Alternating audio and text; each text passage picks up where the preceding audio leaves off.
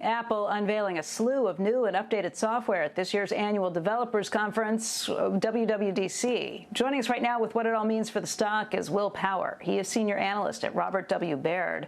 And Will, you raised your price target for the stock yesterday. What did you hear that led to that? Yeah, Becky, good morning. Thanks for having me. Look, I mean, it's just the drumbeat of continuous innovation, for Apple, just really a litany of updates and upgrades across, whether it was iOS, Mac OS, tvOS, et cetera. Look, at the end of the day, Becky, our bet is on the long-term ecosystem benefits, and we think a lot of the updates that we got yesterday kind of speak to that. I think, two of the more holistic, broader, long-reaching benefits are the continued focus on privacy, where Apple continues to try to set itself apart. And I think you're continuing to see kind of this pulling together of the different platforms that Apple has, right, to help drive that future innovation and ease of use across the different solutions. Well, I was reading through your notes, and you obviously have this long-term bull case for the stock. You're obviously a fan of what they're doing, but I sense there was almost some reluctance. You're raising your price target, but it doesn't sound like you're saying jump in and buy with both hands at this point. Is that just because of how far the stock's already run?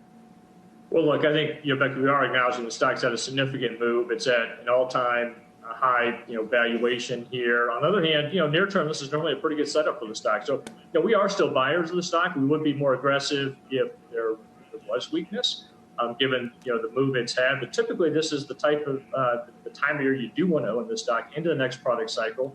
And a big part of our bet is, on the 5G, upgrade opportunity, right, which is just a few months here around the corner.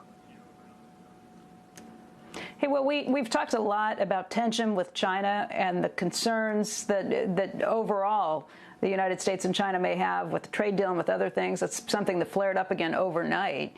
And Apple is one of the stocks that's consistently kind of been in the crosshairs, at least more recently, when the Chinese government has pushed back.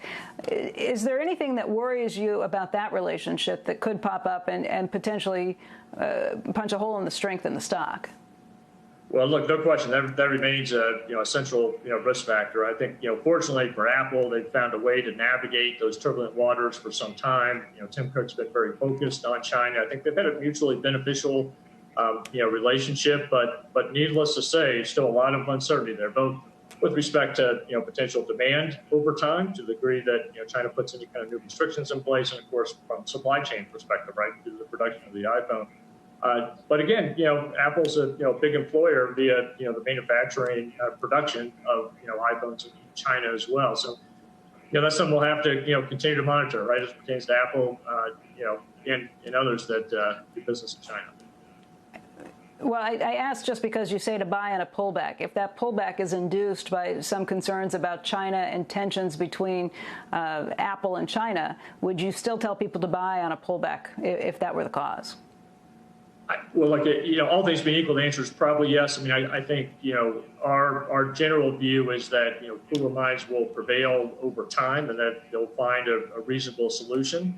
If that were to change, we could reevaluate. But I think, generally speaking, to the degree there's a pullback on something that's of nearer term nature, then yes, that could present, a nice opportunity.